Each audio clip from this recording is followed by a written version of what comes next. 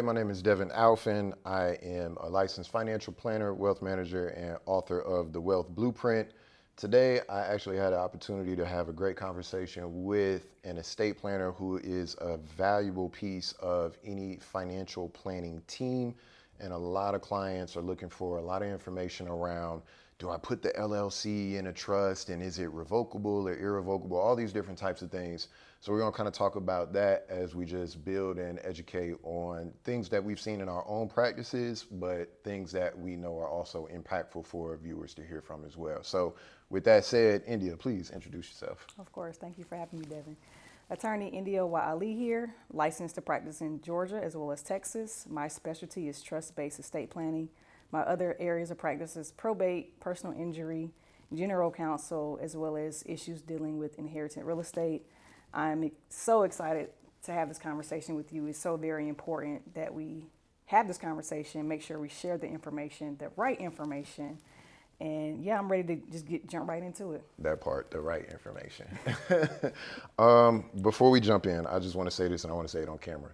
You've been solid since the day I sent you an email like, hey, I want to try to have a Zoom conversation with you, and I'm a financial planner. Like, that's literally how I think I found you somewhere on Instagram, and I shot you an email, and like 2 hours later, you answered the email. And I think that same day, if I'm not mistaken, or the very next day, we was on a Zoom, and we just chopped it up for like a solid 30 minutes. Cool peoples, and you've been solid ever since. And I just want to say thank you for that. Really appreciate that. No, I appreciate you. Yeah, and it's dope to be here after doing some Zooms online and all of that a couple years ago. So really appreciate it. I want to start with like your background. I know that long before having this office and being where you at in your career, you was doing it almost out the trunk, so to speak. So Tell me quickly about that. Well, I mean, this kind of goes back like way back. And so just a quick story. When I was a young girl, my mother sat me and my two brothers, down, and she would always kind of tell us what we're going to be when we grow up. And for whatever reason, and I guess it's a bit of some insight and some, vision and maybe just understanding who I was as a child. My mom always told me, you're going to be an attorney. That's what she told me. She was a paralegal, and that's what she did in her profession. And so out of my brothers, I'm kind of the only one that went that trajectory. One of my brothers was supposed to be an engineer. The other one was supposed to be a doctor. And so it started there with just the seeds planted by my mom. And I always played sports and was into art, and law was never something that I thought of or, imagined, even though she constantly told me that. Dang. And so after basketball just didn't pan out, I was playing basketball in college at Hofstra University, and, I wasn't going pro. So it's like, hey, what am I going to do? And she was like, oh, you should go to law school. So here it goes again, go to law school. And I happened to just take heed to the advice, end up going to North Carolina Central in Durham, North Carolina. Shout out to Legal Eagles. And went there, got my joint JD and MBA. And so that was a blessing to be able to stay there for an extra year and still just try to figure out what I want to do. And so leaving there, coming back home to Atlanta, passing the Georgia bar, I couldn't find a job. Didn't have any experience. Nobody would hire me. And so just so happened to be connected with a family friend who had his own practice, an elder gentleman in Sandy Springs, and he kind of took me under his wing. And that's where I really cut my teeth. So for about four or 5 years, I worked there. And there was something in me that felt, I would say probably year 3, that I want to do this by myself. Not necessarily in an arrogant sense, but I want to do this by myself, for my community. I just didn't know what that looked like. I was very scared. Didn't feel ready. And, thankfully, I just happened to meet my husband not long after that. And he was really a big catalyst of like, hey, you can do this. You have the same law degree that they have. You've been practicing enough times or enough years. You have the experience. You have the clients. You have the community behind you. Right. I'm here to support as well. Let's take that leap. Yeah. And so I took that leap in 2019, built the law office of India Ali, out of, at the time, still live with my mom. This is before Ish and I got married. We were courting and getting to know each other. And so really was dining room table, laptop, cell phone, And that's where it starts. literally out the trunk. Put in Literally, the hours in. Put in the hours in. Put in the hours in. I love that. And that's the other thing is, I love how present your husband Ish is in the business and the practice as well. A lot of people may see India and think it's just India, but every time I talk to you, you make sure that it's known, and I see it as well. The input, we should approach it like this, or you know what I mean? So I see how y'all two partner in crime, so to speak, Right. and it really is impactful for the community. I've never seen 100 people standing outside in a parking lot for the opening of a law office. When I seen that, I said, okay, that's different. You got the people, and I think that's great. No, I think I'm that's grateful great. for that, for sure. What's also interesting is you said by year 3, you got that just burning like, I got to do this. You know what I mean? My career took a little bit of a different trajectory. So I did not go to school for nothing financial, right? Like I went to school for music. I've always had the gift of writing and just different things like that, poetry, songs, lyrics. And so but I've always been entrepreneurial as well. And so I wanted to learn the business behind the music. That's where the real money, you see what I'm saying? Yeah. So I ended up going to Middle Tennessee State University, shout out Middle Tennessee State University, one of the only schools that had a 4-year program in recording industry. Right? So went out there and started learning music business, but was also writing music and doing stuff at the same time.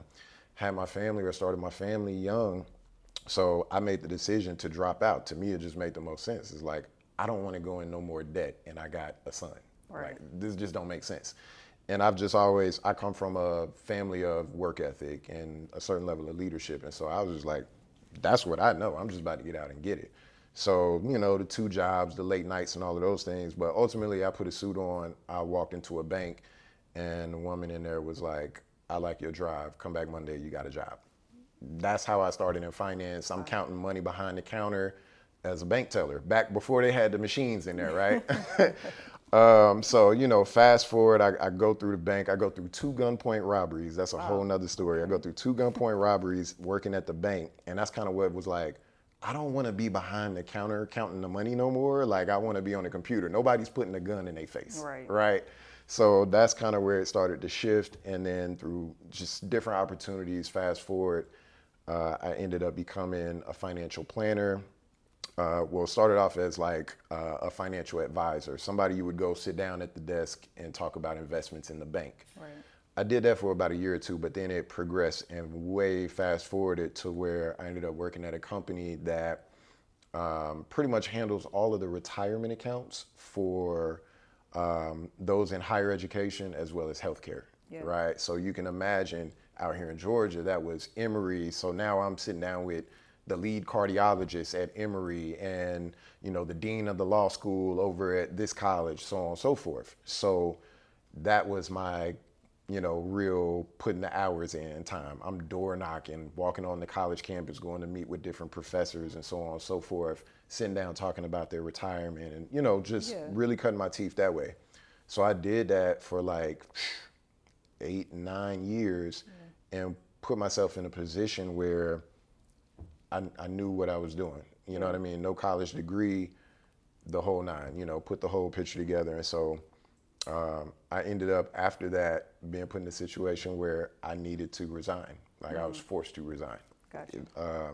And that's where the real work started, because now it's take all of that skill set and what are you going to do in this next phase of life? And I had that burning itch with do this on your own. And I knew I had a book in me.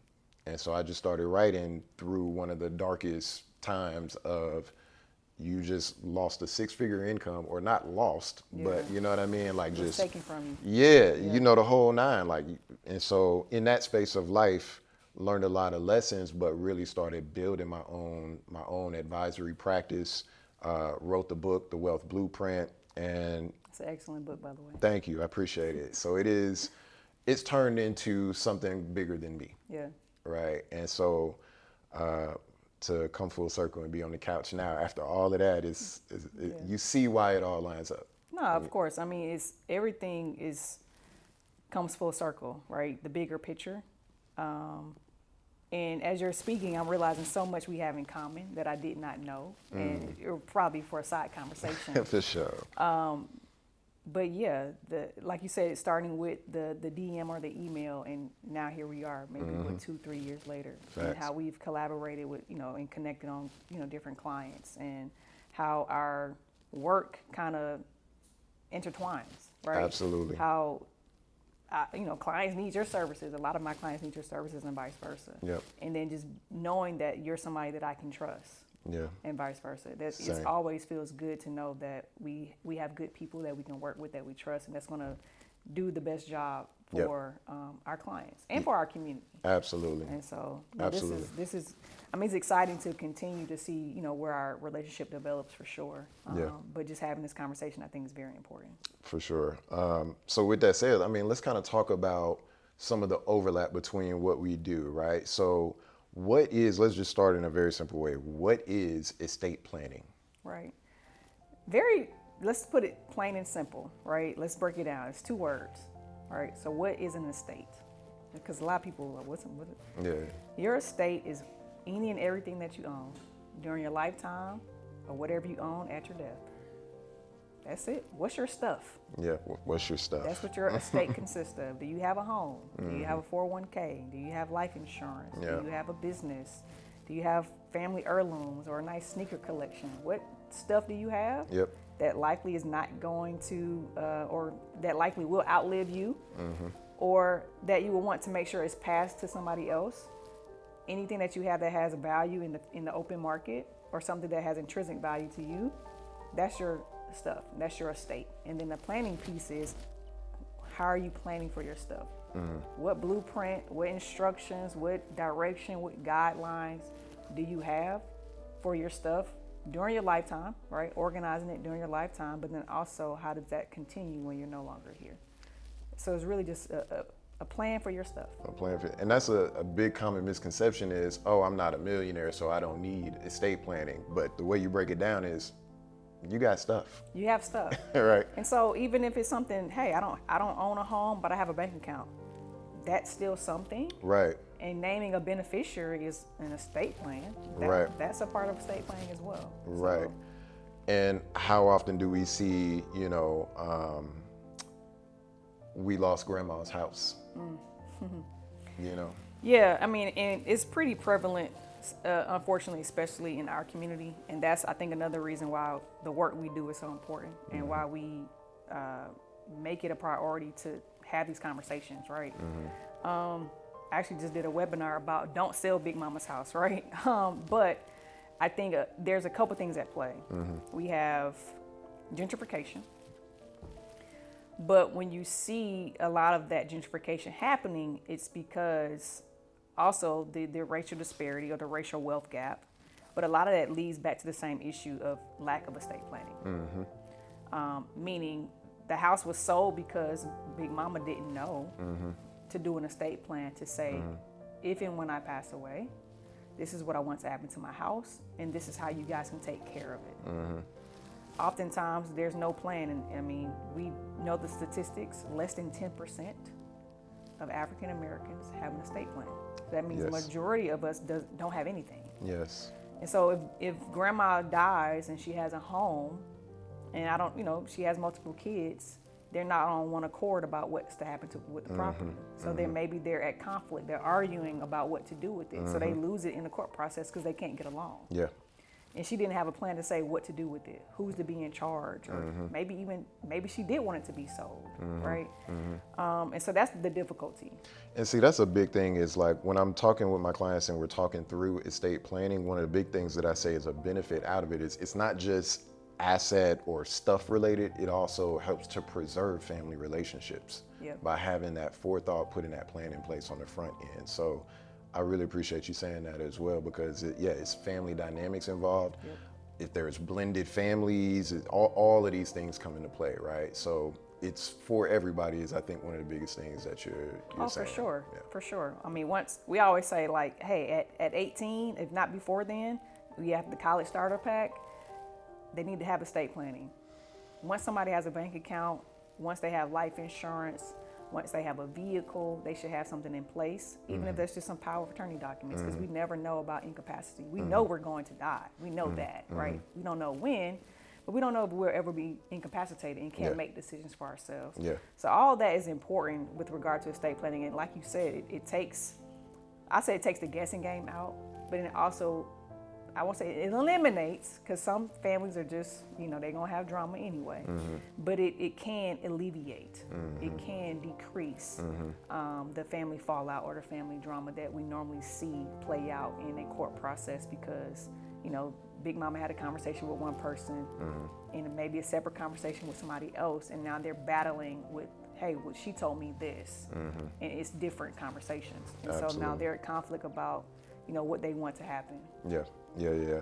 So it's a couple things that you said. One of them that I want to make sure that we get to is a big thing that's happening right now is it's a lot of information that is out there in the internet and social media. So it's like this blessing because the information is more accessible. In the past, it was like, where do I go to learn something like this? So that's the benefit. Yeah. But I feel like also the counter side of that is it becomes information overload, number one. And then number two, it's a lot of incorrect information floating around, so it gets diluted, Yeah. right? So from your perspective, I guess number one, educate us. What are the pieces of an estate plan? I'm interested to hear how you break that down, because I have a way I break that down for my clients. So what are the pieces?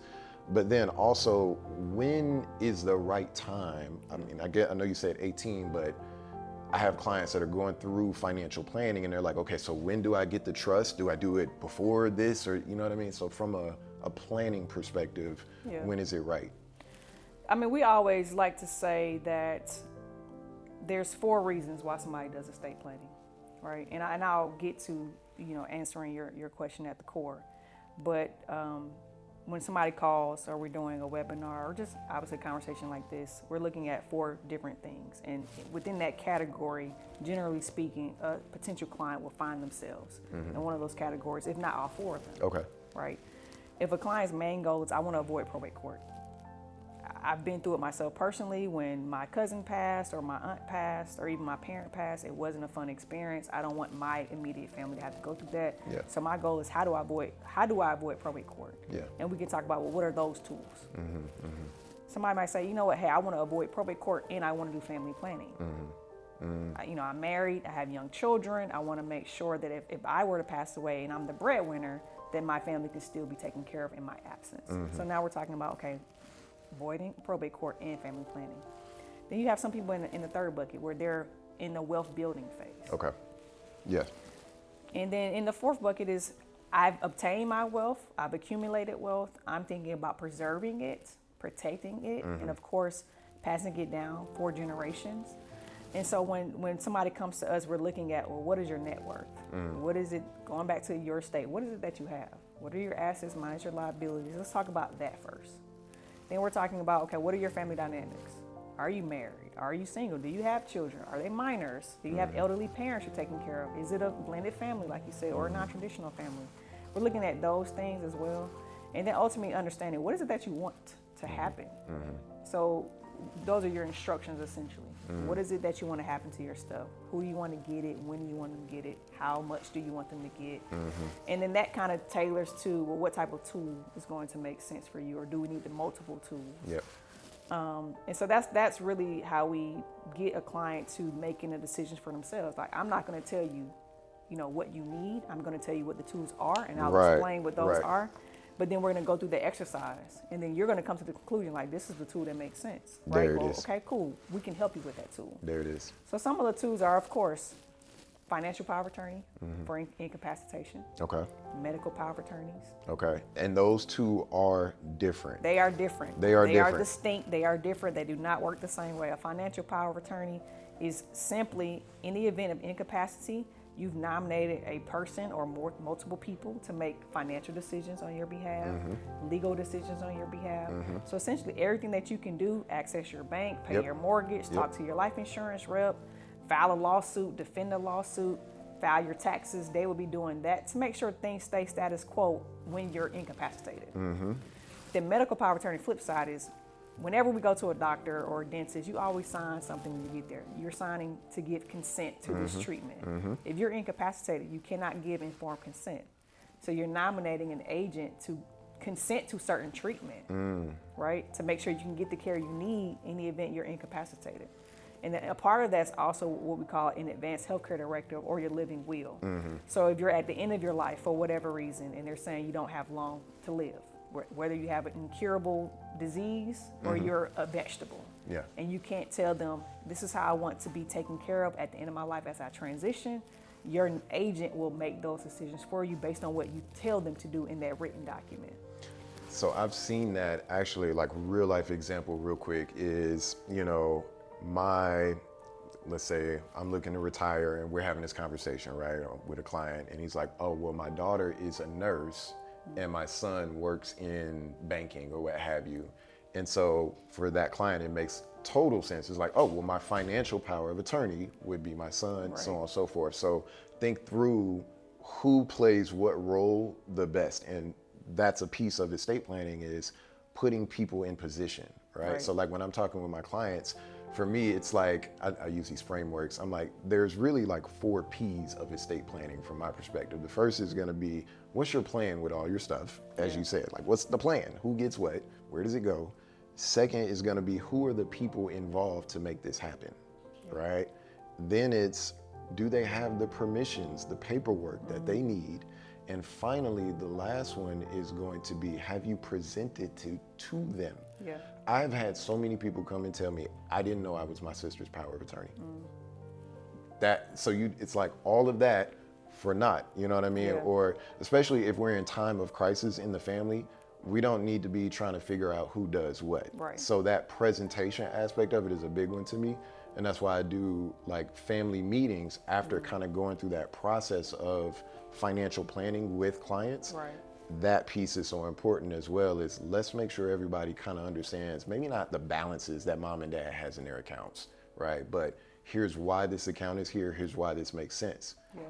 We're using this account as a tool to offset taxes or whatever the case may be. So they kind of understand why this tool makes sense in the overall financial plan. And it sounds like you're doing the exact same thing. Exact same thing. We definitely offer the family meetings, quarterly meetings after somebody establishes their estate plan. So we're meeting with them every quarter for that first calendar year. There it is. We send out what we call PFL letters, but basically just to the family. Let them know, hey, you've been nominated. If you have questions, there's nothing to do now, but if you're ever incapacitated, let us know. And we've had clients that, hey, my mom called me. She was, trying to figure out what's going on with me. He's like, no, I just did my estate plan. It's okay. But no, it's very important. Just it goes back to, people pass away and families come to us for probate. They have no idea if a will exists. Oh my goodness. They have no idea. And it's like now the family has to go through the scavenger hunt. It's, again, having your stuff in order, having the family be a part of that. And like you say, they don't have to know all the details. Right. They don't need to know, who's getting what or how much it is, but just that it exists. The awareness of it. Because let's be real, Chadwick Boseman, Aretha Franklin, and Prince. I heard Prince's probate and legal fees when it was all said and done, settling his estate, was over $60 million. Yeah. And that's the thing, like going back, so every state is different, right? But they're all states have intestate law. So if somebody doesn't have a will, and it goes through the probate court process because they don't have a will or a trust, right? A will, yeah. A will would have to go through probate court too. Right, a will is like... When you don't have a will and it goes through probate court, it's called dying intestate. And that probate court, based on that state law, will dictate where your stuff goes, who it goes to, how much they get. But then each state also has, not each state, most states have a law that says this is how much the attorney's fees can be.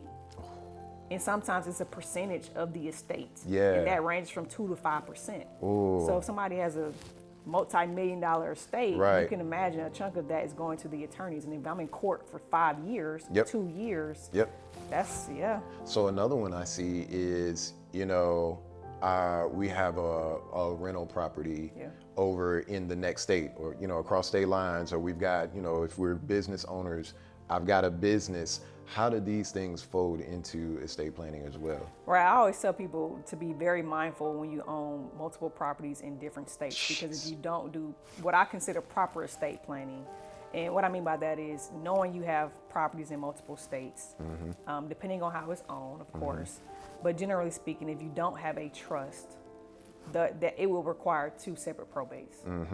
Probate where the property is, and let's say you live in New York, but you own property in Florida. Big one. There's probate in New York and Florida. In my discovery meetings with clients, when we're just kind of getting that feel of each other, but I'm also understanding more about not only their goals, but their situation. That's one of the first things I ask is, how many properties? You have multiple properties. And then where are they located? Right. And then the immediate next question is, how are they owned? Right. You know what I mean? So all leading back to the trust as well. How about a business though? Right. So that's the thing. So a business, obviously the same structure as an LLC, is set up in a specific state. If it doesn't have a succession plan, and let's say it is an LLC, it needs to have an operating agreement. That outlines what happened. People. If you have filed with the Secretary of State, cool. Yes, check box. If you have an EIN number, yes, check box. Where you want to go from there, you want to make sure that you have some level of an operating agreement. For lack of a better way of saying it, the operating agreement is like a will for your business. Exactly. Right. There you go. Yeah. There you go. It literally outlines how the business operates, but then also what happens if you're incapacitated. Yes. When you pass away. Yes. All those things. And so that helps the succession plan if the business is to continue or if it's supposed to dissolve and liquidate. And that obviously can tie into a trust or some other estate plan, but it's important that the people have their paper together.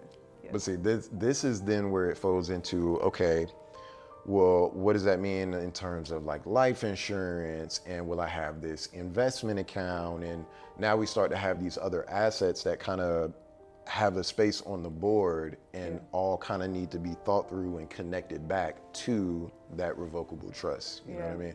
And clarify this, 9 out of 10 times it's a revocable trust. How many irrevocables are you actually doing?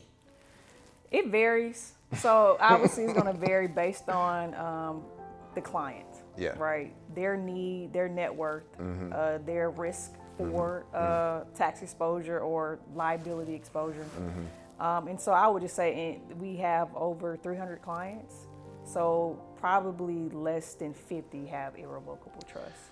Those are probably special needs trusts. So we have a couple with special needs trusts. We've helped individuals do the Medicaid Asset Protection Trust. Ooh, that's a good one. We also have clients that have, they're, maybe they're in the NFL, so they're worried about some exposure in taxes. So we have some CLATs, some charitable lead annuity trusts. We have some BDOTs or BDITs, which is the Beneficiary Deemed Ownership Trust. So we do some nuances of the irrevocable, but generally speaking, for majority of us, the revocable trust is sufficient. It's for avoiding probate court and it's for the transfer of your wealth. Absolutely. And this is also why working with a financial planner makes so much sense, because you may actually want to put certain things in a trust, and there are certain things you may want to leave outside that trust potentially, or have up under a different kind of structure, because if you leave it in certain places, it can disqualify benefits. It can do these types of things. Correct me if I'm wrong, right? Yeah, so a couple of things, right?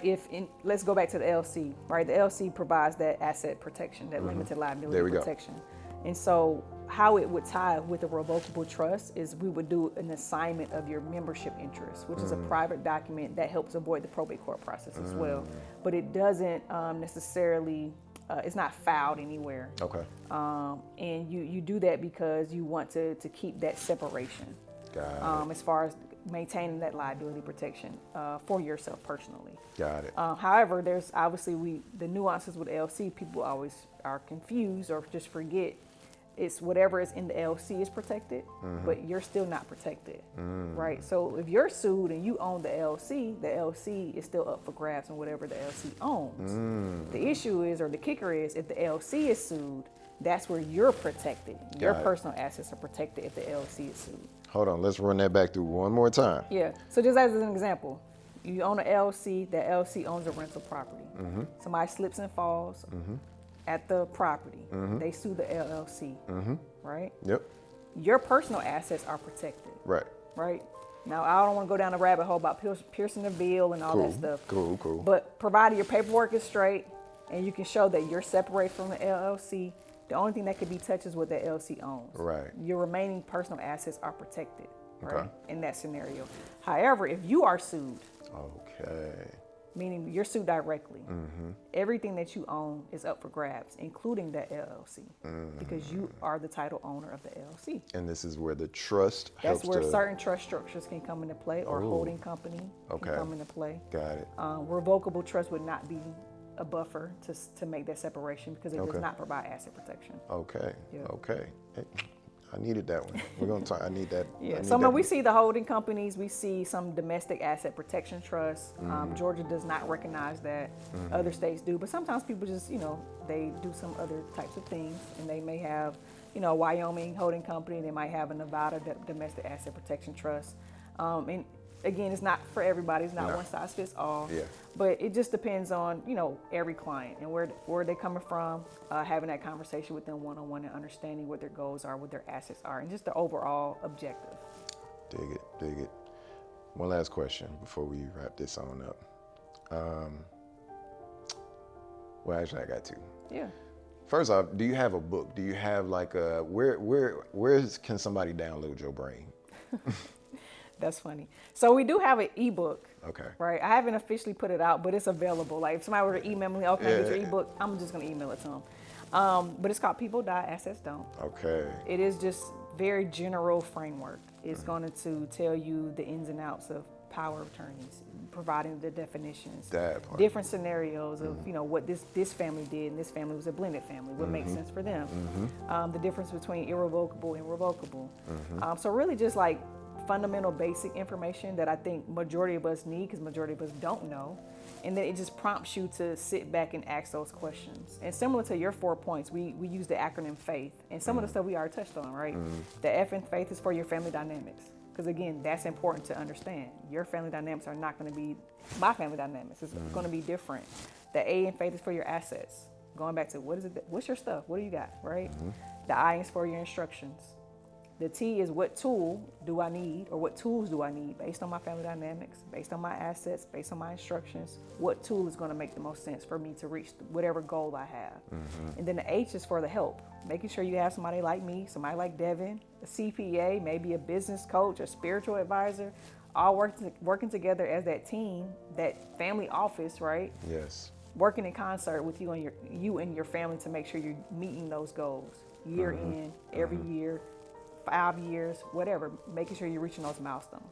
Absolutely. So I'm gonna say this and then I'm gonna ask my last question, because what you just talked about is like the synergy between those key pieces or those key people that you need to have as a part of your financial situation, right? The estate planner, obviously, because of everything that we just talked about. Right. The CPA, from a tax strategy and a tax reduction mindset, the more we can keep in our pocket, the better that we can plug into the trust and plug into, passing on.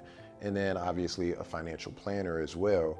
And a lot of people don't really understand what a financial planner does. So I'll share that with you, and then I'm gonna come back to that last question for you. So a lot of times, a financial planner's role is misconceived. So I say this in all of my meetings at this point because it just helps to lock the framework in. If you've never worked with a financial planner or a financial advisor, here's what our understanding and our whole role is. We're here to, number one, help change your thinking about your finances and get you to see it in layers. There's multiple layers to your finances and they all work together. What you either are or are not doing in any one of those areas will have an impact on the other areas. What are the areas? It's gonna be your cash management system. You've done something that is now creating some income, whether you have a job, W-2, or you got the side hustle, as most Americans do, you're doing both, or you just totally got your own business. Whatever you're doing, you have income. So as that income comes in, you have to manage it. You gotta make sure this is done, you gotta make sure that's done, but you're also trying to grow your wealth garden. So this money is water, right? Now we need a clean water system, a tight water system, to make sure we're not leaking it, and make sure that it needs to get to every place that it needs to go to make sure that the wealth garden grows. Once we have things flowing in the right direction, let's also make sure that we are protecting what we already have. This is where the conversation around insurance comes into play, and it does tie back to your estate plan in the end. But now we've got our money flowing correctly through our cash management system, and we also have protected what we need through the proper insurances, whether it's life insurance, disability, and there's little subcategories up under there. The next layer on top is what we've already kind of touched about, which is let's find ways to save more of what we're already making. And that's going to be your tax strategy.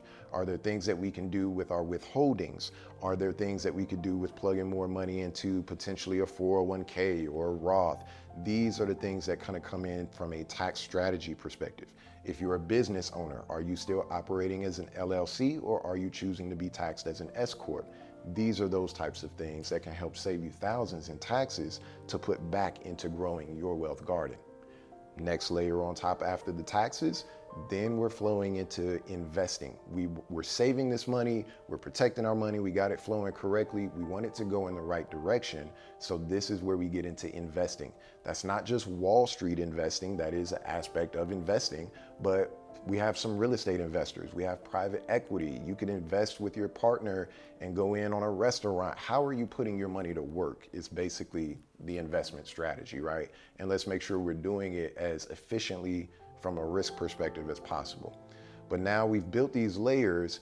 Where's this all going? It's going towards your retirement, which at this point we understand retirement it's a number. It's not an age as it was for maybe the previous generations where it was work for 40 years, retire with the pension. The pension and Social Security were two guaranteed streams of income, right? Those guarantees are out the door now, right? So what does building your retirement look like, and what is the amount of income, and what are the numbers that need to happen in order for you to hit that phase of life where you are work optional? These are those layers.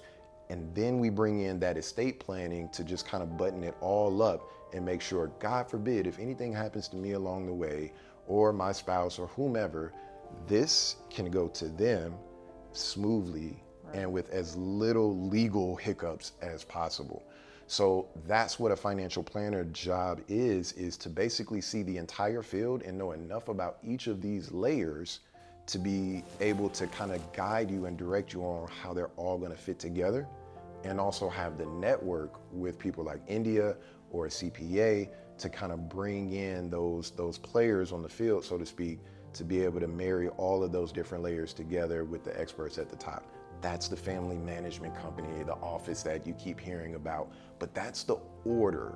So now as you hear all of this incoming information that you're seeing online, hopefully you can start to kind of categorize it and say, oh, that would be in the investment bucket, but you don't want to really skip the order because they move in a sequence, right?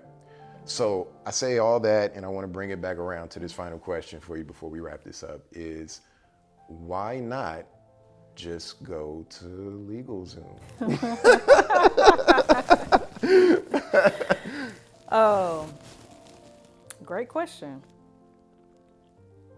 So I would say this. One, because, and no knock to LegalZoom, it has its purpose. And, you know, for some people, some estate planning attorneys are just financially out of reach. Mm-hmm. And it makes sense that they have access to something. But the kicker with estate planning, right, it's easy to get it done. You can do it yourself. Mm. There are a lot of people who come to my office that did their own trust. They use ChatGPT, they use LegalZoom, another attorney did it. Or they did a DIY platform, whatever the case may be. You can create your estate plan. The big thing about everything that we've been talking about is the administration of the plan. Meaning, what happens if you're incapacitated? Are you calling, or is your family calling LegalZoom? What happens when you pass away? Is your family calling LegalZoom? Drops mic. No, they're calling me. They're calling an attorney, right? And so, also with the education piece, you don't know what you don't know, and you need to understand what you have. So you can you go to LegalZoom and get, but you don't know what it is. They're not going to explain it to you. And I mean, again, no, not to LegalZoom. That's not their service. That's not their service, right? So you want to know what you have. You want your family to know what you have. You want to be able to understand it like in the back of your hand. Right? Yeah, because it's your plan with your stuff. It's your plan with your stuff. There it is. But the big kicker is what happens, because it's going to happen. We're all going to pass away. Yeah. Who's going to help your family through that process? It makes sense that you get an attorney to do the plan, And the goal, obviously, if the attorney is still living and still practicing, of course, is that they walk your family through those steps. It's like, hey, we did the plan. We understand what the intent was behind it. We had those family meetings, so you're not a stranger to me. You're coming into my office and we're family. So this is a comfortable space, and I'm assisting as you go through that grieving process, taking that burden off of you so you can focus on grieving, and it's not a rush thing. And so I would always just say I'm thinking more so about the back end. The front end is easy. You can write a will on a napkin. What's the back end process when somebody dies and you actually need that hand holding? You need that communication and that explanation of what did they do, what did they create, where is everything? And LegalZoom is not going to do that for you. Love that. That's a special role to play too in people's lives and in families' lives. Like, it's not just the document, you know what I mean? That's a real position to play in a family's, you know what I mean? So hats off to you, because anybody can collect a check, you know what I mean? But it's another thing to actually show up and serve in that space and time in a family's life. So kudos to you for that. India, where can they find you? How can they get in touch with you? Well, we're on all social media at Ask Attorney Ali, ASK Attorney Ali, ALI, on Instagram and TikTok. The Law Office of India Y Ali. My email is india@indiayali. Our office number is 770-580-1122. Website, askattorneyali.com. We are here to help any of your needs. And even if it's something we can't help with, we have thousands of colleagues that are very versed in different areas of practice. And so even if it's something I can't help with, I definitely have a colleague that I can refer you to. But no, we're here to assist our community and make sure that everybody understands the importance of estate planning, the importance of financial planning, and also helping with those other areas like probate, personal injury, and general counsel, as well as just issues dealing with real estate. So Love it. That's how you can find me. Thank you so much. I appreciate Really appreciate this. Guys, my name is Devin Alphin. You can find me on Instagram at Devin Alphin, ALPHIN, as well as devinalphin.com. If you're interested in learning more about books or even potentially speaking with me, go to devinalphin.com/start. And if you're interested in the book, The Wealth Blueprint is available on Amazon. It's also, if you're an audiobook kind of person, available up on Audible and pretty much where you can find books online, Barnes & Noble, so on and so forth. Love it. Thank y'all so much. God bless.